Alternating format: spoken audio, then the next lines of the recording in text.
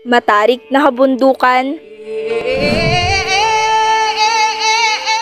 Kumikinang ang karagatan. Malusog sa kagubatan. Anyong tubig o lupa man, likas sa yaman ang kapaligiran.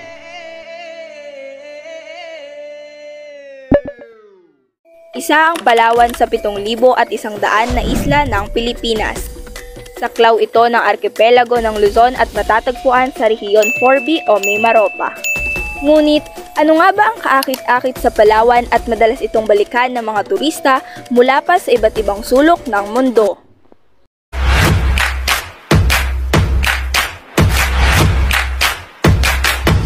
The Last Frontier.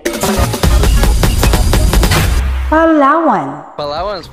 Ano unang papasok sa isip mo kapag binabanggit ang probinsya ng Palawan? Is amazing here, and I think if some... Sa lawak ng lupa na humigit kumulang 17,030 kilometrong kwadrado, sinong mag-aakala na magkakasya rito ang iba't ibang uri ng yamang kalikasan na nakakaagaw hininga? Puting buhangin sa dalampasigan at naglalakihang mga bato sa ibabaw na malinaw at asul na dagat ba ang hanap mo? Nariyan ang Coron at El Nido. Handa kang bigyan ng panibagong karanasan.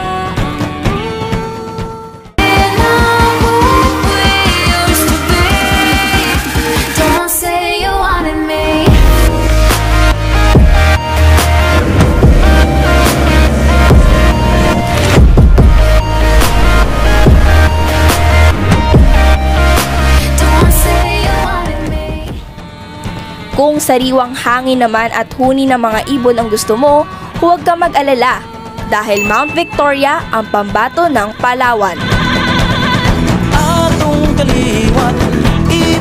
Ito ang pinakamataas na bundok sa naturang probinsya na may tangkad na 1,726 na metro mula sa lebel ng dagat. Matatagpuan sa munisipalidad ng Nara, Palawan. Ang paglalakbay sa bundok Victoria ay umaabot ng 4 na araw na trekking, kasama na riyan ang trekking patungo sa River Camp, trekking papuntang High Camp, Mount Victoria Summit at pabalik sa bayan ng Nara. Victoria Peak, 3 days. Thank you for watching. Till next time, tara akyat!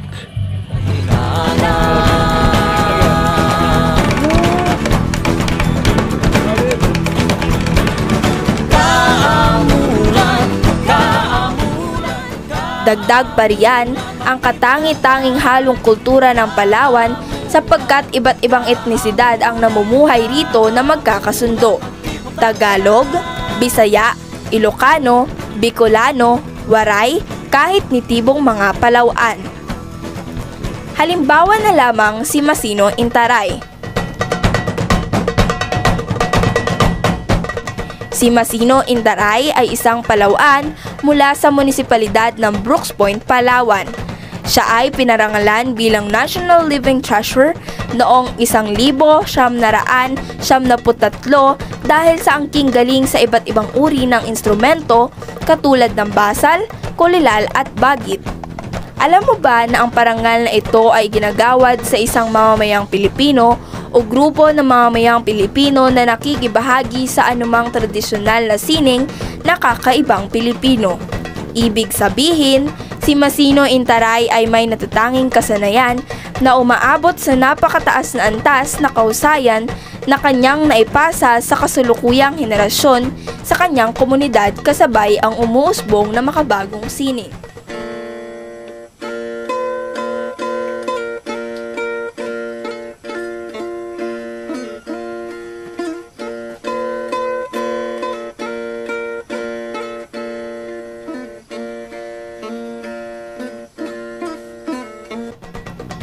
Marahil ang mga nabanggit kong teksto ang dahilan kung bakit ang magandang tanawin ay hindi sapat upang ang Palawan ay balik-balikan.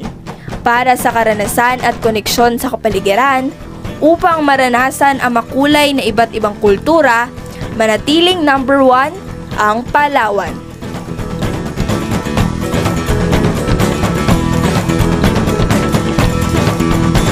Kaplita ang pulong ug saluray, di